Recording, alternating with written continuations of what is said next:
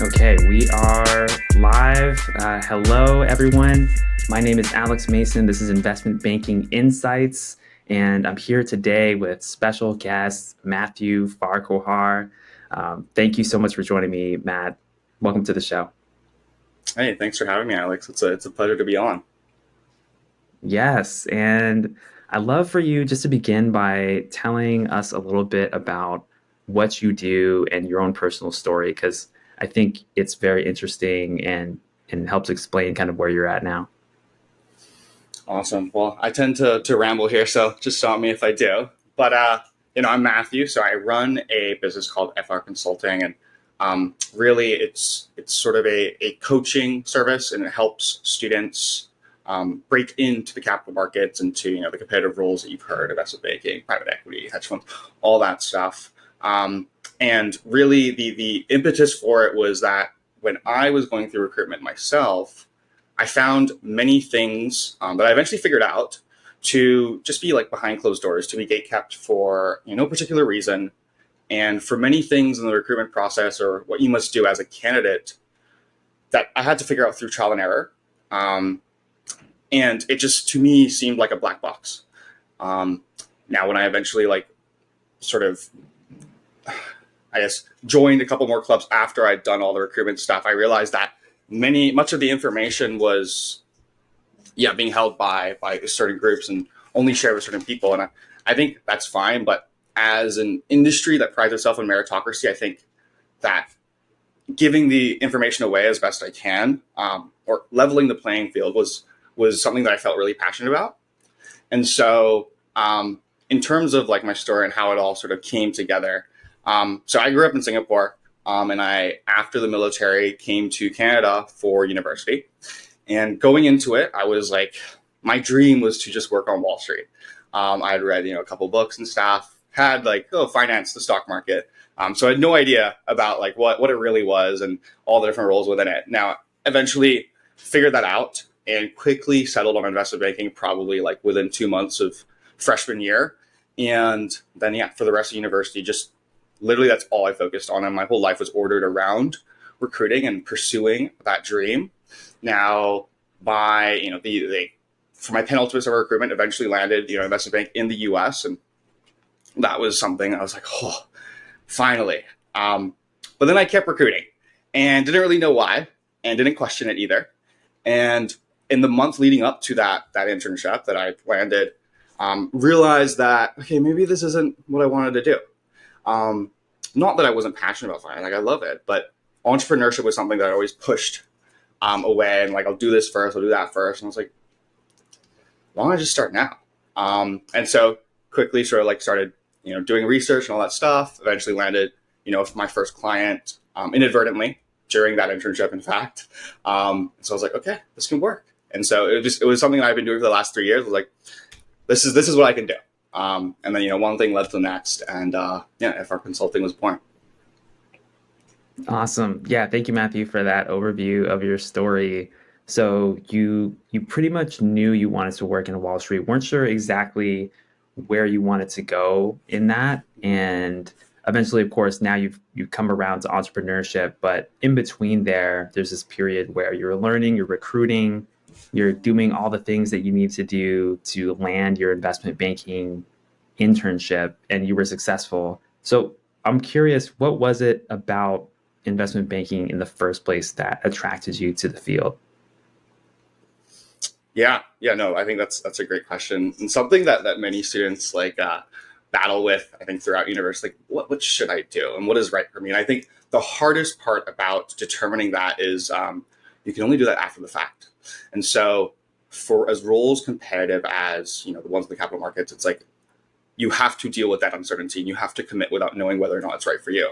Now, why I committed to investment banking was, I think, reasons that most students have, in that okay, like primarily or initially it was the prestige of it and the money that it came with.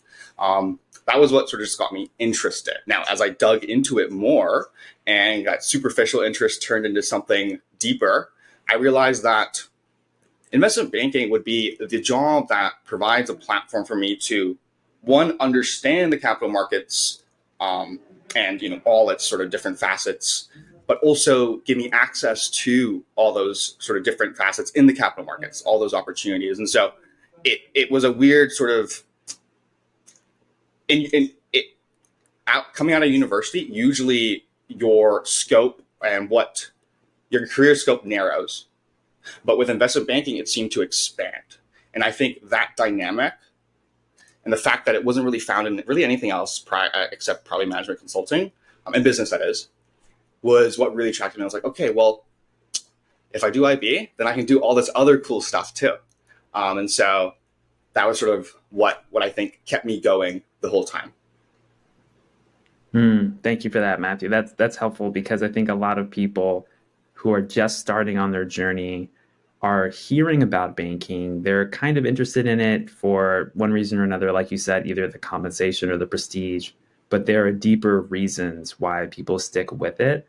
And I think it's important to highlight that so that we understand exactly where everyone's coming from in this recruiting process. And definitely, I totally agree with you there. There's so many options that can open up for you as a banker. And even if you want to stay in banking, there's a lot of amazing opportunity there too. So that's great. So okay, so you successfully recruited, but I know that you had many failed coffee chats and other experiences before you actually got to that point. Tell us about what that experience was like. What's the story behind your recruiting journey before you got your first successful banking internship? Yeah.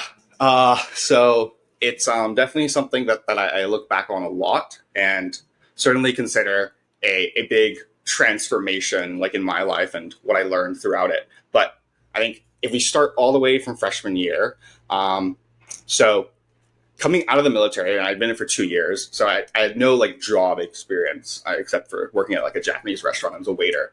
And so coming into university, I was like, dude, I'm gonna get an internship. Like I know most first years don't get internships, so I'm gonna do it.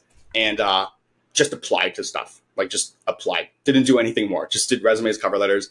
And I probably did, like hundreds of them in first year. And nothing much came of it. So that was pretty hard to deal with because I was like, well, all my other friends, they're not applying as many jobs as me. And like, I think I'm doing everything right. Like I'm following what my career center says, just got no results. And it wasn't even like I was applying to prestigious or like competitive roles. Like, I get turned down from like admin jobs as well. So I was like, what the heck? And I was lucky enough to have emailed like all the private equity firms in Vancouver, just like as sort of a last ditch attempt towards the end of the first term, my first year, and then got an internship based off of that. So joining that was, I think, really, really beneficial. I didn't realize at the time, but it did set me apart in terms of just what I looked like on my resume. But continued applying, and it was in April, at the end of April. I remember I was crying to my parents one night because I had applied for the last 8 months to jobs and gotten nothing except that unpaid private equity internship. And they're like, well, you just got to keep going, man. And I was like, oh my. So still no summer internship. And I basically settled on like a call center job. But the next day, my friend told me that he got an accounting internship at a firm downtown. Go downtown, interview, because they were looking for another intern, and I got it. I was like, holy. Well, I wish I had the connections that he had.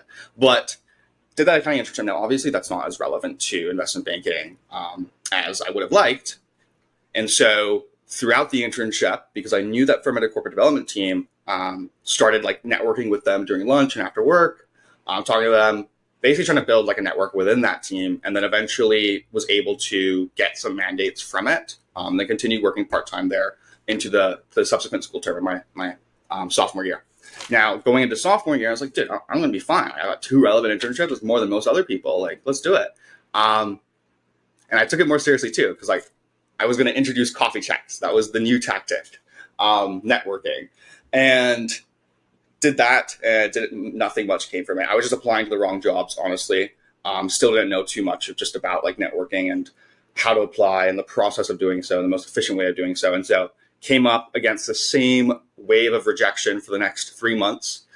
And then in December, I had won a case competition, like a regional one in Vancouver, and it was at EY firm.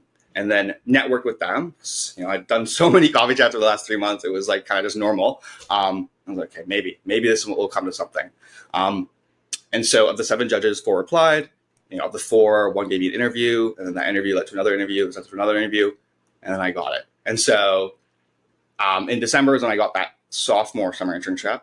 And then 2 weeks later, started the penultimate one as well. And during that time, I joined another private equity firm, like a search fund, to do part-time. So I was working 2 part-time jobs on school and then recruiting.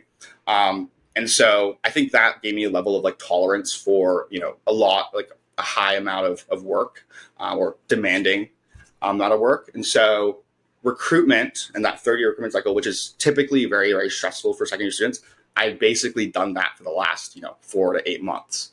So not that it was easy, it wasn't, but again, probably like from January to April or March, sorry, probably sent like 1,000 plus emails to the US. Response rates were like, in the single digit percentages, like low single digits. And like, I'm glad I had sort of thickened skin from the last sort of wave of rejection. And then basically got like 3 interviews. 1 was successful. And then that was Moelis. And so, yeah, it was, I think that the most amount of rejection came in the outreach, the cold outreach and the networking.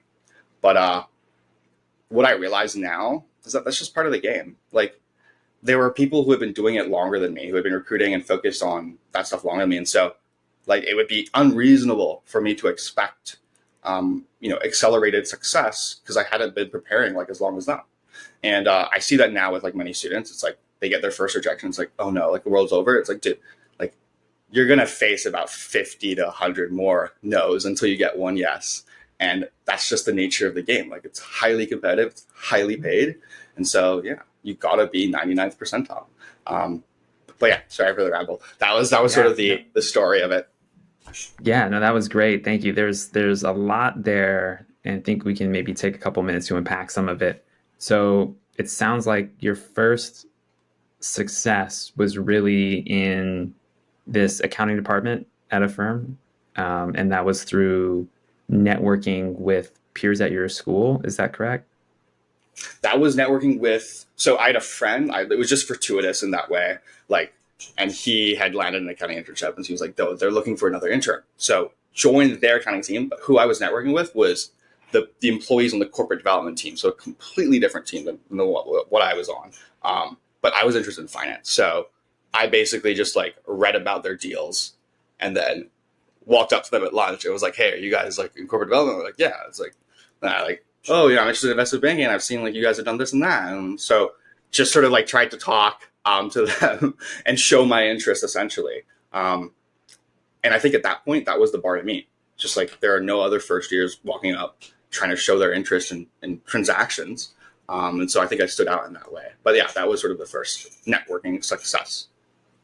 That's awesome. I love that because you had an initial opportunity. It wasn't really what you wanted, but it was close enough to where you could get in the same room as other people who were doing things closer to what you were really trying to do. And so just actually walking up to people at lunch and introducing yourself and having a polite conversation, showing that curiosity, showing that interest can go a long way. And I think your example is proof of that. So you got that down. You ended up also doing this, sounds like unpaid private equity internship, which is amazing because a lot of people, I feel like they would kind of scoff at any unpaid internship, unfortunately. Like I've done an unpaid internship before, and it was a huge experience booster for me in my career journey. And I'm sure that was for you too. So it sounds like within the first 2 years, you're really just kind of stacking up these experiences as much as you can, even though you weren't necessarily breaking straight through to the IB job right away. You were building those networking skills, and of course, doing all the other things that everyone expects you to do, right? Like sending out emails, studying your technicals or what have you, understanding the market. And so then let's talk more about this transition. So you've worked for a couple of years, you're juggling the part-time jobs while you're a student, and now you've got a couple of things on your resume, right? So at that point, was it your junior year you decided, okay, like I'm gonna get the banking internship this year? And how did that story go? Yeah, yeah. So I think the idea that I wanted the banking internship was definitely in freshman year, and then everything that came after that was in pursuit of that. So those experiences I just talked about were all throughout first year, the unpaid private equity one, and then the accounting to corporate development. That was first year, I think, winter term or fall term, and then the summer. And then coming into second year was like, okay, I need to get my second year summer internship because I want to recruit as early as possible for that banking internship. So in terms of that transition and when I sort of like buckled down to just go right after investment banking in the US, it was around December of my sophomore year. So right after the fall term had finished, right? And I knew that because I talked to upper year students and they were like, well, US recruiting is earlier than Canadian recruiting. And so you have to be ready earlier. So I was like, okay. And that was why I was so rushing so hard to get that sophomore summer internship secured as fast as possible. Now, in terms of like that transition, what happened, it was really just like, okay, well, after speaking with upper year students who had gone to the US, and there were only a handful, they were like, yeah, you got to network like crazy, man.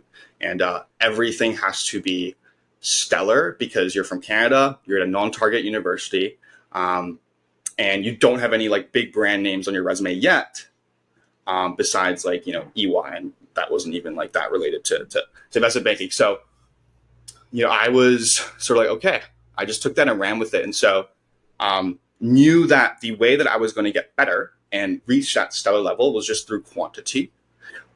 Because many of the things in recruitment are like, there's no feedback loop. So like you fail a coffee chat or it doesn't lead to a referral, you're not told why. You fail an interview, it's like, you're not really told why, right? The feedback they give, as if you've gone it before, is not the best. So I was just like, okay, well, let me just make my own sort of like feedback loops and like try to just learn as much as I can from it. So like before I ever started coffee chatting for the US, definitely like just coffee chatted people that I didn't really care about, like of no consequence to me, just to get the reps in. And I'd done that, throughout second year as well, or the prior term. So I was aiming for like, probably like 100 chats cumulatively before I ever talked to bankers in the US. And so that was one of the things that I changed. And then it was also like, well, I'm going to wake up earlier and email earlier because they know I'm on the West Coast. And if I'm emailing people on the East Coast, then I can make an impression, get that little bit of an edge if I'm replying to them at like 9:30 their time, 6:30 my time. So that was another thing. I was like, okay, well, let me get that edge. And then it was sort of like, okay, well, I have classes that I need to go to, but I also knew that that term's grades weren't going to be represented on the transcript or resume that I sent in my applications to those banks in the US. So, and I knew that like last term too. So I had like, really tried hard with grades, but I was like, dude, this term, I don't even need to go to class. So I didn't go to class. Now I still did like, okay, with my grades and stuff, but I was like, I got to eke out any time that I can to dedicate to recruitment. And though I didn't realize at the time, looking back, it was just like, dude, it's a competition and you just got to train harder and train longer and more often. And so getting all the reps in and just sort of stealing my mind and not reading into any rejections or any no's was what really helped me get through that period of time. Because yeah, like 95% of the time it was like a no or a rejection. And that would be, if that was my first time ever dealing with it, hadn't done it in the prior term or first year, I don't think I would have lasted as long as I did. So I think the main things that changed was like I got to school earlier because I woke up earlier and sent emails earlier. I sent more emails because I knew that coming from where I was coming from, I was just not going to be, it wasn't going to be easy for me. And I just needed to win with volume. I How many practiced. were you sending? How many emails were you sending a day or a week with yourself? I was probably sending at least 100 a week. Now, I was mistaken on something. Like I didn't do it right for some firms. Like I would just blast 20 analysts at like PJT's New York office, and I never got any replies. And now I know why. But yeah, it was about 100 a week that I Were was you in the reaching out to student. everyone in the organization, analyst, associate, VP, any email you could find? Pretty much, you were cold emailing. Pretty much. I mean, I started, now I know, like, to always start with as junior as you can. And I'd say even below analyst, ex intern or current intern. Because as you move up that hierarchy, the person you're talking to has more influence, but the chat itself is also more difficult. Because, like, dude, 40-year-olds don't care about a 20-year-old. Like, what are you going to talk about? So, talking to MDs and VPs, it's best to come to that with ammunition gleaned from prior chats with juniors. And then you can also buff up your email or your outreach with, like, hey, I've talked to these people. I'd love to get like a different perspective on the team and the firm. And oftentimes, when MDs receive an email, they'll refer down. And so, like, they're like putting you in touch with like Alex, and then like it's like an analyst. So that prevents that from happening. So you get the chat, and you come off as more prepared and more interested in that firm because you've talked to other people and you have the ammunition that you can use to ask questions on those calls. So there were some there were some last ditch attempts in terms of like if I knew that the interview or like the interviews are going to be sent out soon or the applications are going to close soon, I would just like forget. Let me get all the senior MDs, all the VPs, and just like blast them. It worked for one firm, Farquhar.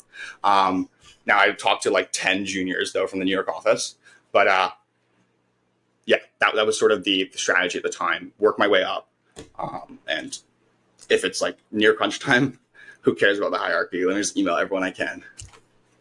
Got it. Okay, so working your way up tended to be more successful. It makes sense, right? The people lower in the organization typically have more time. They're a little bit closer to the experience that you are experiencing in the present moment as someone recruiting. So there's a little bit more of a connection there. What else did you do in that process of getting on the road that ultimately led to the Moelis internship? What other things did you do other than sending the emails and your approach of doing the coffee chats? What did you learn? What other kinds of things did you put in place that worked for you? Yeah, no, I think that's a really good question. Um, I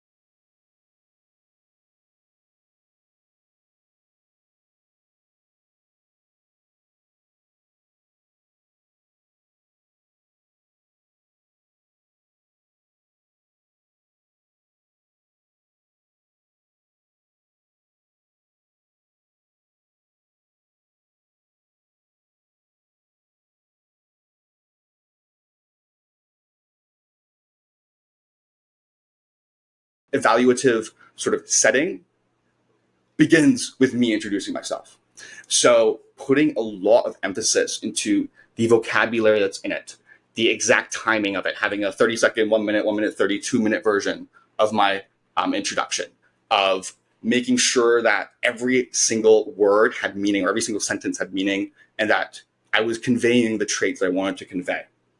And that required a lot of self-reflection, but luckily enough, I had a slightly unique background of going to the military growing up in Singapore, and so I really leveraged that. But then the last thing that I also want to mention is like something that I think really moved the needle for me was just sort of like getting the reps in, like just putting more time in than other people. And it's not like, like, oh, I'm this and they're worse. It's more like, okay, well, use your peers as the reference point for how good you need to be. And so it's like, okay, well, if only 1 or 2 people from UBC every year go to the US, well, there are 20 people recruiting for investment banking right now. I need to be better than all of them. And so I need to be put in more time than all of them. Because statistically, like that's what would allow me to have confidence and conviction in saying that, yeah, I'm going to get an offer from the US. So seeing my peers and then just like always doing X plus 5, X plus 10, X plus 30, whether that's hours, that's coffee chats, that's pages you read, questions you do. That was what I focused on. And so continue to reevaluate where I stood relative to them, and just to make sure that I was always doing more. And I think over time, that really helped, especially in technicals and in the vocabulary that I had. Because if you sound like a banker, they think that you're probably a banker or could very well be one. And so the vocabulary really that just comes from reading over and over and over again. I think for anyone who recently joined finance or capital markets, you know that the terminology hump is a big one to overcome. But once you overcome it, it's everything kind of clicks. So just continuing to sort of build up that base of this is how you describe this. This is the correct way to say that. I think really helped sort of make their impression of me, whoever I was talking to, as, oh, wow, this is a serious candidate. He's been doing this for a long time, therefore deserves a first round interview. Awesome. Yeah, thank you, Matthew. That was a lot of great insight there. And on that last point regarding getting the reps in, I completely agree with you. I think it's so important, especially for candidates who don't have a finance background at all, like I didn't. And it's just a really big thing to get over that hump. And it feels so foreign when you're getting into it. You're reading about all sorts of terminology. You're reading the Wall Street Journal, other publications, just trying to soak it in, but it's not sinking in yet. And I think we can both encourage the listeners out there right now, like it will sink in if you just keep at it and keep exposing yourself to new ideas. Because the cool thing is when you expose yourself to the same idea from different perspectives, you get just a little bit more insight than you did before. And then eventually the pieces start to fall into place. So I really think that that's a great point. So what were you doing in terms of, you mentioned technicals, in terms of technical prep, how did you approach it? I mean, did you just crack open Breaking into Wall Street and start at page 1, or did you do other things? Did you do everything? Tell us what that preparation looked like for you. Yeah. I think everyone starts with the Breaking into Wall Street guides in some form or another, whether that's the 400 questions or, like some other guide that's based off of the Breaking into Wall Street guide. So, everything flows from him, Brian, to share, I guess. But I think I will sort of say that I did start technicals in my first year that summer. Like I read the 400, mocked with a friend. We did like weekly mocks throughout it. So I was okay.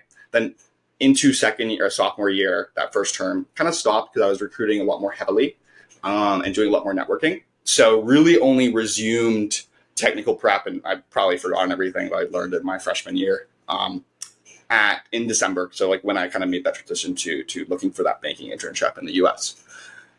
Now, in terms of like how I approached it and what I did, I think one thing that is immediately obvious when you look at the Breaking into Wall Street or the 400 is like, dude, there's a lot. like the 400 question, like no one's probably seen that like 400 question for like a science or math or something like that. So there's a lot to go through. Um, and something that I see now with like many students is like your brain always overestimates how fast you can do things, um, and underestimates how long it'll take to actually understand everything. And so I think that there's a implicit sort of misalignment between how long you think you need to master the Breaking into Wall Street guides and how long it actually takes. So knowing that because I had done it in freshman year, I knew that, okay, this stuff actually like it takes a while. And it's going to take many, many, many hours. And so what I kind of like approached it with is like, okay, well, how do I be efficient? Like when you reread a guide, like what's the inefficient part of that? Well, it's when you're reading information you already know. It's like, okay, well, why don't I just make a list of the things I don't know? And then just focus on whittling that down over time. And so I would basically, I was aiming for about 3 to 4 hours every single day of reading them, rereading them, annotating, taking down notes, and then like testing myself on the questions. And so kind of basically would do one round of Breaking into Wall Street guides, take the notes on the stuff I don't know and which page numbers, which questions they were, test myself on the questions at the back, all that. Then I would look at that, reread it, or like basically select the parts of the guide that I didn't understand and try to do it and like flesh it out and really like analyze it from different perspectives. As you were saying, the same thing looked at from different perspectives really helps understand the full sort of depth of it and all its different sort of aspects. So that was another thing that I did. And then just focus on that document as like, okay, well, how do I get this to be smaller, smaller, smaller, smaller? Now, the problem that I eventually ran into was that all the questions that I could test myself on, I already had tested myself on like 1 or 2 or 3 times. And so there was a lot of like just, I read the question, I already know the answer. So, I mean, now what I would do is I'd go on ChatGPT and ask him to change all the numbers. But at the time, what I was doing, I'd either change it manually or I just go to I would ask everyone that I knew for other sorts of guides out there. And I did manage to get my hands on a few, but I think exposing myself continually to other questions, harder ones, more advanced ones, really helped ingrain the stuff in me. And I think the last thing, or probably second last, is regular mock interviews. And so I read this book on like how to study efficiently, how to learn efficiently. It's like there's the like sort of digestion of the information, and then there's the testing of it. And so ordering sort of my week in accordance with that, where like Monday through Wednesday was reading and understanding. And then I would do a mock interview on like Wednesday or Thursday, and then continuing to work on what I sucked at then into the weekend, and then do another mock on Sunday. And I think a twice weekly mock really helped, trying to do it with different people to emulate as best as possible the interview environment and the stress that inevitably comes when you walk into one of them. But then I think overall, the last thing was just like having very, very low expectation of how fast I was going to get stuff, how fast I was going to understand it, and how fast I was going to improve. And I knew that I had about 8 to 12 weeks from the start of that recruitment cycle to when I would potentially get an interview. And so using that as the reference point for, okay, I need to study all this stuff by 8 weeks. I need to fully understand it, get all these questions right, finish these guides, blah, blah, blah, blah, in addition to all these other things, really helped sort of structure my my studying appropriately. And then I baked in some like redundancy in that, like as I'm having very low expectations. Like, so if I spend 5 hours a day for 5 days a week, then I'll probably finish it in 4 weeks. So I need to do 3 more weeks of revision after that to actually understand, and then 1 week of like full on just mock. So having a plan, like planning the dive and then diving the plan, I think was the best thing that I did for myself. And then always continuing to revisit the frame of where do I stand versus peers? How are they doing versus me? How long are they studying? And I think that really helped humble me in many moments where I was like, I'm good on technicals. It's like, I don't think so, Matthew. I see. And it takes a lot of humility to admit that to yourself, really, especially when you're putting just dozens of hours a week into something. You're basically treating it like a job, right? And that's how it is when you're going through it. But I like your point that it helps to have the plan. If you have a structure of knowing more or less what your timeline looks like you can break things down into manageable chunks that are still going to be a lot of effort, but it's like, okay, today's a Tuesday. Today I'm studying M&A questions related to accretion dilution or whatever the case is. And then, okay, Wednesday, I'm going to do this. And then the important thing too that I heard you say is you revisit these concepts. You don't just study them once or a couple times and say, you know what, okay, I'm good. I need to move on to the next thing. And there's, I think, a psychological tendency to want to do that because there Hmm. is such a large volume of information. We often want to trick ourselves into saying, oh, yeah, I've already covered that. I just really want to get to the rest of it. But no, true learning comes from digestion, spaced repetition, those kinds of concepts, and actually slowing down to spend time really helps. I remember for me last summer, I had my schedule of just, all right, I'm going to do two questions today, and I'm going to spend at least half an hour, and I'm just going to really dive into those. And that was enough, and then I sped up a little bit gradually as I got closer to recruiting season. But it's amazing how much you can learn over long periods of time if you really do take that time and just be consistent. Like, it sounds like you were incredibly consistent and also making sure that you were putting in more work than you knew that your peers were doing, which is awesome. Yeah, I think your point on like the humbling yourself to um, identify the true errors in your thinking is so important because it is really hard to like you get the answer right, you can do the question, and then like that little part of your brain goes, okay, well, like, do you understand this? Like, if that word was changed, would you still be able to get it? And I know because I for many for many years like I ignored that voice and I was just like I got it right, and it would always come back to bite me. And so at that, and I'm sure you know exactly what I'm talking about, right? You spend 30 minutes a question, you probably don't want to. You're like, dude, I got it already. Um, but yeah, really listening to that and like I think was super helpful and is something that I tell all my students is like you have to humble yourself and you have to keep very careful track of when you feel that internal sort of like tension of do I really know this? But yeah.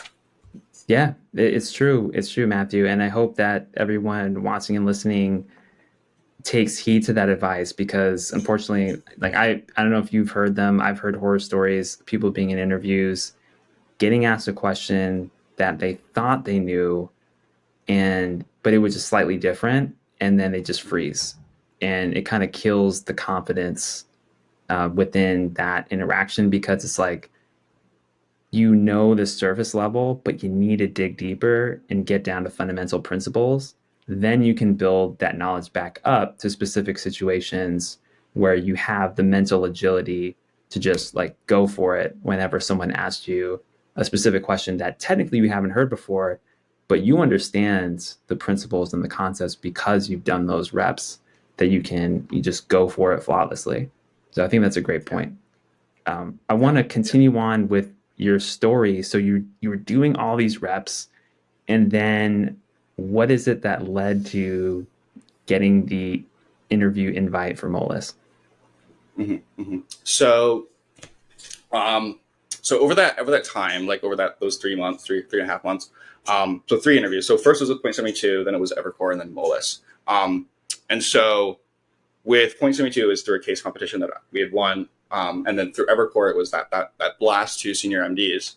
Um, now that interview ended very poorly because like they asked me, tell me about yourself and why investment banking, why Evercore. So like a compound question of all three. I hadn't prepared for that. And so I kind of like blanked on that. And then as you were saying, um, you get one thing wrong, like terribly, the momentum and sort of your energy is just killed for the rest of the interview. And so the rest of it didn't go well. But for Molus specifically, it was, again, going back to that frame of like, if I do more, I will be better. I networked with about 5 people from the New York office and about 8 people from the LA office.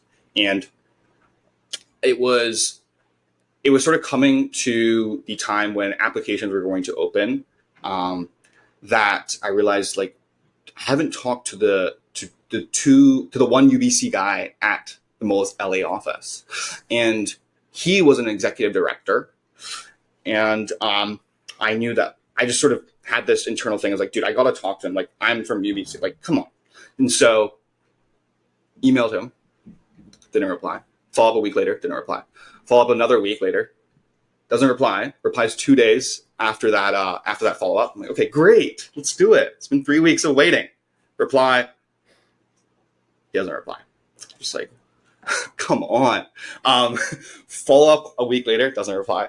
And I wait one more week. I'm like, come on. He finally replies to that. We talk. It goes well. And when I interviewed him at the Super Day, or with him on the Super Day, he was like, Matthew, like one of the things that made me want to like get you in the process, because he was heading the undergraduate recruitment, was like your follow-ups and your diligence there. And most people don't do that. And I was like, let's go, let's go. Yes. So Yes. yeah. So I think that was, plus like all the other people I talked to, was what contributed to getting that first round. And of course, I know for sure that the firm keeps like an internal tracker of the coffee chats they have with students, especially as it nears the recruitment cycle. So I think those other chats have gone well as well. But just placing a lot of focus on like, dude, like don't stop with 3, like, because that's the typical sort of aim. Like talk to 3 people.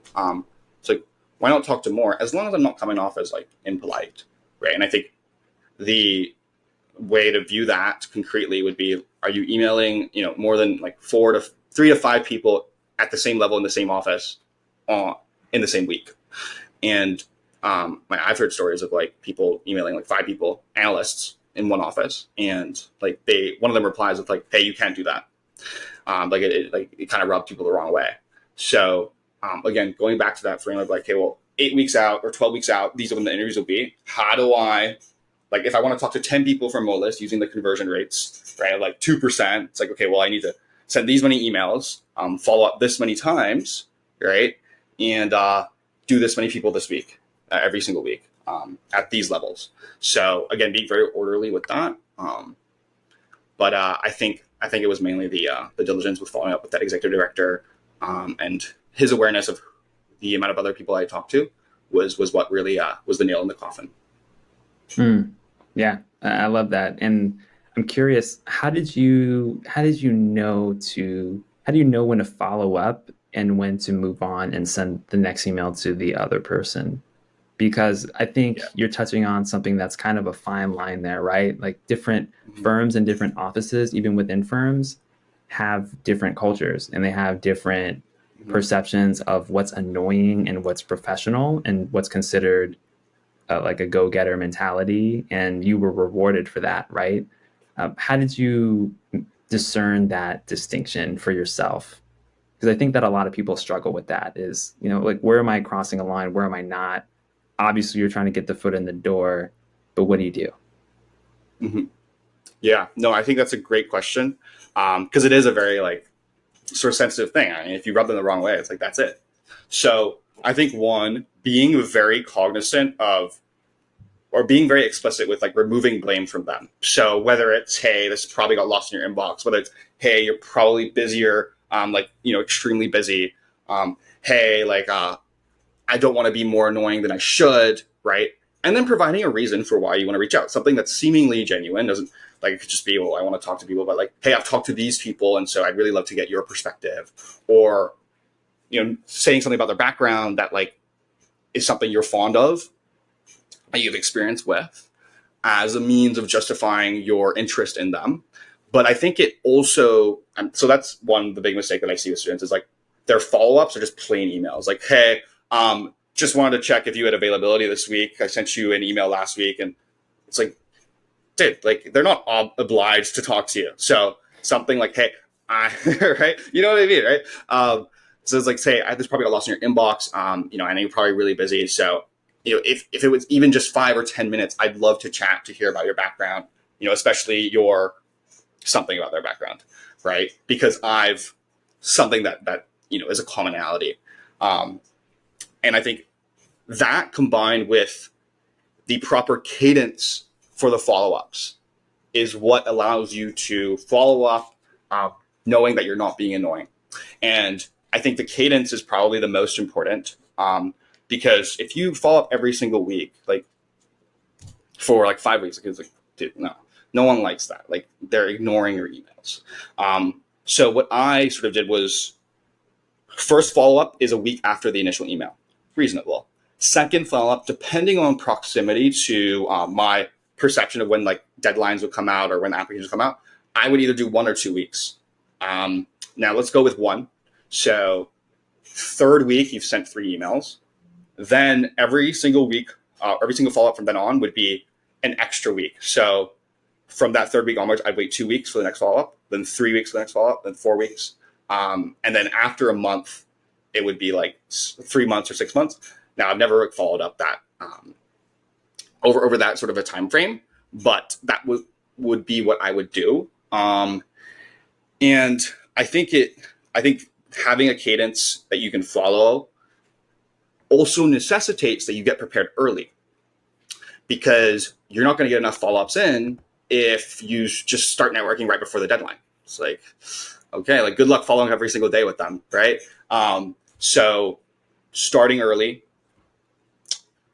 and removing the blame from them, and then having a proper respectful cadence, I think is probably how I followed up, with no fear of like, this might rub them the wrong way.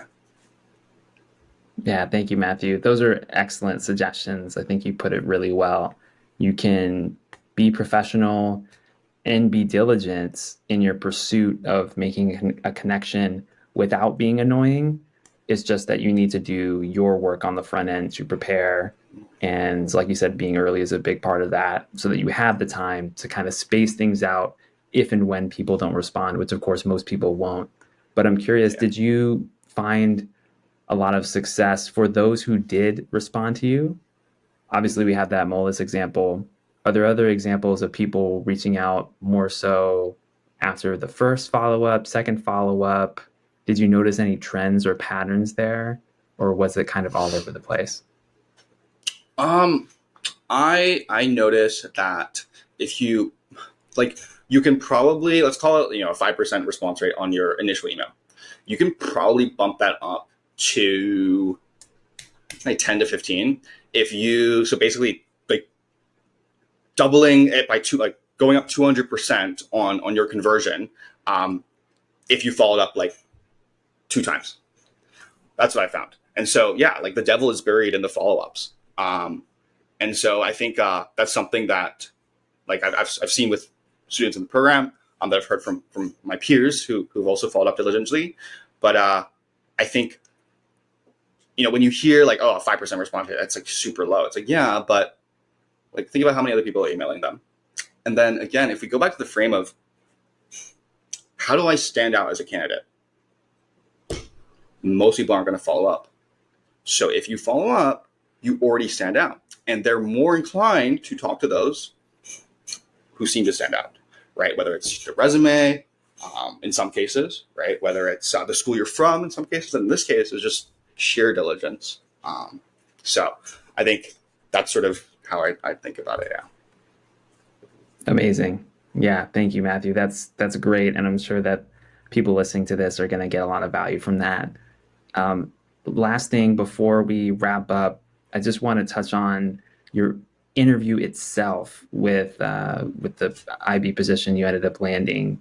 Any insights there from those conversations, whether your first round, super day, anything that helped you, or things that you noticed that helped you cross the finish line once you had initially gotten into the process?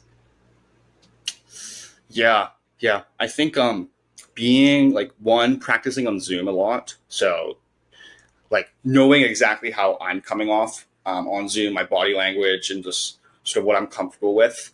I think some other hacks would be, well, if you have a pen and paper, like practicing with it, and then if you have to, and that just helps with you, like practicing using it without like looking down, right, would be helpful. But I think the main things really come back to sort of what can I do to stand out.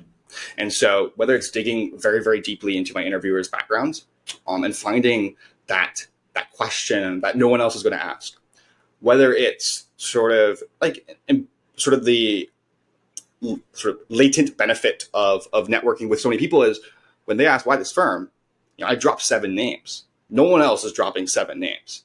right? So that was something else that really helped. I think it like some students just sort of freeze up in interviews and don't let sort of that like who they really are come out, or the tone of the interview is not exactly what they want it to be, but they're just sort of so stressed. And I think being very putting a lot of effort into, okay, what am I going to say when I walk into that Zoom room or walk into that interview room? How am I going to introduce myself or make small talk? What am I going to talk about? Am I going to crack a joke? Am I not? Right? What joke should I crack if I do? What's been going on in Los Angeles that maybe I could talk about? Right? How are their sports teams doing?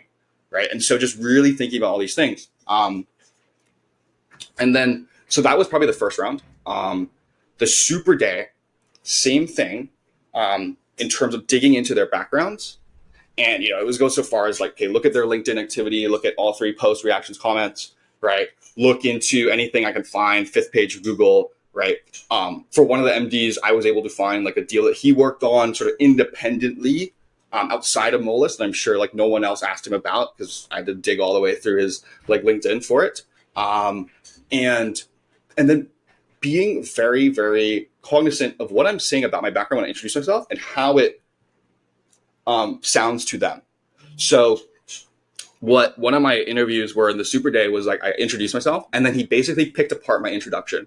It's like, oh, so what did you do in the military to do that? Like, how was water polo? Oh, so what did you do at this firm? Like, wait, walk me through that again. Like, tell me exactly what you did there. Like he says on your resume, this 3rd bullet point, right? So what was that? And so because I had combed through my resume and basically wrote a story for like every single bullet, wrote about what would my boss say about me, what were the positives and negatives in the internship, what did I learn, what would I want to change, really allowed me to, I think, excel in those settings and show them that there's truth behind all that I'm saying. I think that's something a lot of students miss is, okay, when they do come up with these perfect behavioral answers or, tell them about themselves, like, how am I coming off and can I speak to everything that I'm saying? And so the super day in some form is a bullshit test. And being able to pass that is something that requires a lot of work, but will benefit you a lot, benefit you immensely if you do it right. And for context, my last interview on the super day was sort of the most similar to a normal sort of first round, like behavioral technical, instead of, conversational, talking about deals and everything. And in that interview, I failed as technical. And it was like a super easy technical. I remember it was like, walk me through $100 of salaries and wages expense going up, right? And I did it, and I did like salaries and wages payable on the balance sheet instead of just like, a straight cash reduction. And I got that wrong. It wasn't like wrong, but it was like still wrong. And it's not something that you should mess up. But I mean, I still got the offer. And I think that was because in every single other interview of the 5, and even in the other questions of that interview, I demonstrated a deep interest in the firm, a deep commitment to the role, and a thoughtfulness about sort of my experiences and what I want out of it as it pertains to the internship. And so I think those things really helped me. Amazing. Thank you, Matthew. Yeah, and I think that goes a long way if you consistently show that interest, you consistently show how excellent you are. By the time you get to the end, if you mess up a small thing, it's like, all right, I know this person knows their stuff. It's forgivable. It's harder if you make that mistake on the front end and you haven't built up that trust. But I think your case goes to show just very realistically what can happen, and it's okay. It's okay. If you've done all the work on the front end, it'll eventually come out. So thank you for sharing your journey with us, Matthew. I really appreciate you coming here on the show. And as we wrap up, where can people find out more about you, what you do, if they want to connect with you? What's the best way for them to do that? Yeah, no. Well, first, thanks for having me on, Alex. I really enjoyed this, and I love your podcast personally. So this is sick to be on. In terms of where people can find me, LinkedIn would be the best. It's just like type in Matthew Farquhar, same thing, Farquhar, and you should be able to find it. It's probably the only sort of big result there. I do have a YouTube channel under FR Consulting, but not as active there as I am on LinkedIn. So definitely connect. And yeah, reach out if you ever want to have a conversation. Awesome. Definitely, definitely. Thank you for that, Matthew. And I know I've enjoyed a lot of your posts on LinkedIn. You just provide a ton of value just right out there. So thank you so much for that. And yeah, look forward to talking soon. Thank you so much. Awesome. Thank you. Have a good one.